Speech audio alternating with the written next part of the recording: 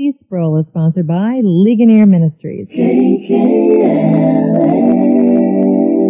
Simply defined, a Christian is someone who believes the gospel of Jesus. But what is the content of Jesus' gospel? And what exactly is involved in the act of believing? R.C. Sproul talks about these two things next on today's edition of Renewing Your Mind.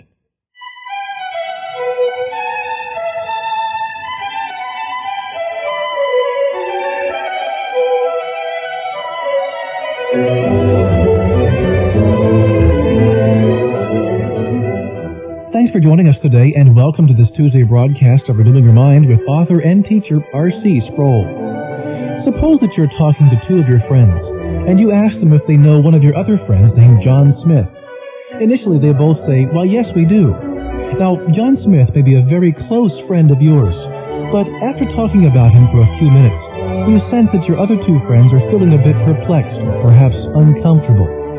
Finally, your first friend tells you that he was thinking about a different John Smith altogether. And while friend number two had the same John Smith in mind, he admits he doesn't really know him, but rather simply knows about him from what others have said. At first, it seemed that all three of you knew John Smith, but after further investigation, it became obvious that only one did, and two did not. When it comes to the matter of being a Christian, we must be careful about too easily defining a Christian as someone who believes in Jesus or who accepts the gospel. The fact is that different people mean different things by these statements. Yesterday, R.C. Sproul began a two-part series in which he is offering some answers to the question, what is the gospel? He continues his comments today. Now, here's Dr. Sproul. In our last session, we were exploring the meaning of the word gospel. And I mentioned that we can distinguish among four distinctive ways in which the term gospel is used in the Scriptures. The first being as a general term to indicate any announcement of any kind of good news, such as messengers would bring back from the battlefield. The second one was the word gospel is used to describe a particular literary genre, such as that which is used to define the books of Matthew, Mark, Luke, and John. And the third one was, in the teaching of Jesus, the concept of the gospel is focused on the announcement of the breakthrough of the kingdom of God. But I said that we would wait for today to talk about the fourth meaning, which is the one that I think most of us have heard over and over again, which is the gospel of Jesus Christ. Now, I started our last lecture by looking at the first verse of Romans 1, where Paul identifies himself as a bondservant who's been separated by God to be an apostle and to be a minister of the gospel of God. And the structure of that statement is significant, because what Paul is saying here is that he has not been separated to be an apostle to simply preach good news about God. But the idea, the gospel of God, means that the gospel is God's possession. The message that Paul is about to reveal is a message that does not come from his own creative imagination, but it is a message whose author and whose origin is God himself. Now, if God has good news to deliver to us, I would assume we would all want to hear it. I think one of the problems of our day is that we have been exposed just enough to Christianity, perhaps to become immune to it, like people who are inoculated by a small dose of a dreadful disease in order to develop an immunity to it.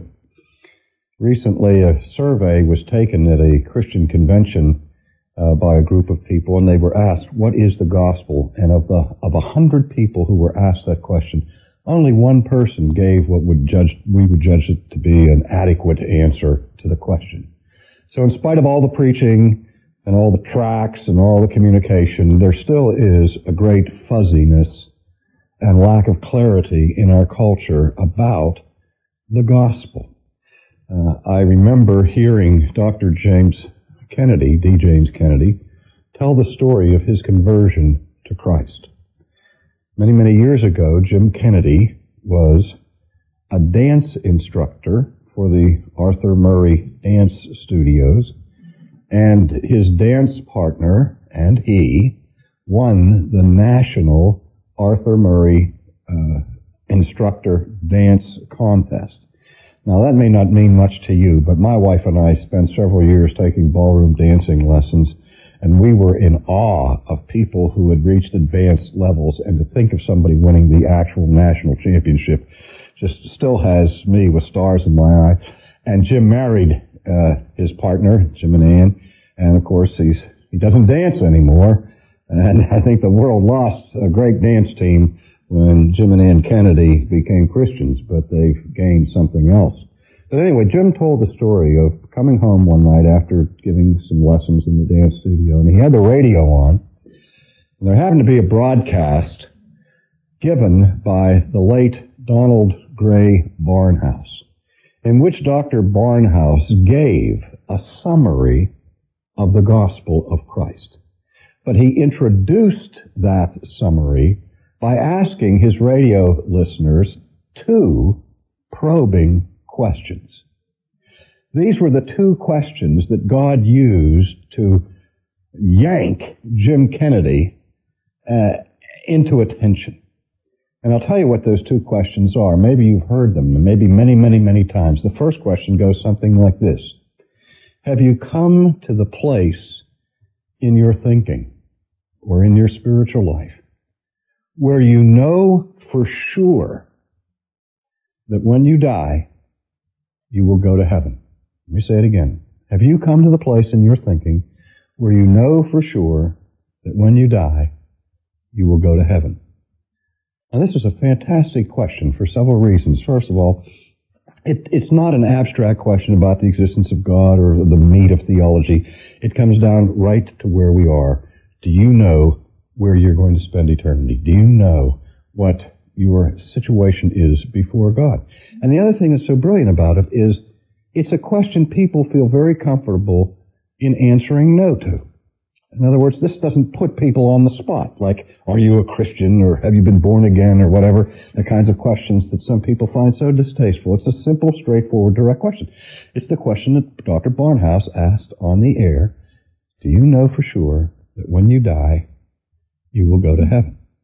Now, I've asked that question to many, many people, and some people say to me, well, I don't believe there is a heaven. And I say, well, okay, maybe there isn't, but if there were one, would you be sure you were going there? Let's keep our eyes on the issue. And that just starts the conversation going, and it started Jim Kennedy thinking. As I said, it snatched his attention. And then Dr. Barnhouse asked his second question. And the question was a hypothetical one, an imaginary one. He said, suppose that you did die tonight, and you stood before God, and God said to you, why should I let you into my heaven? What would you say?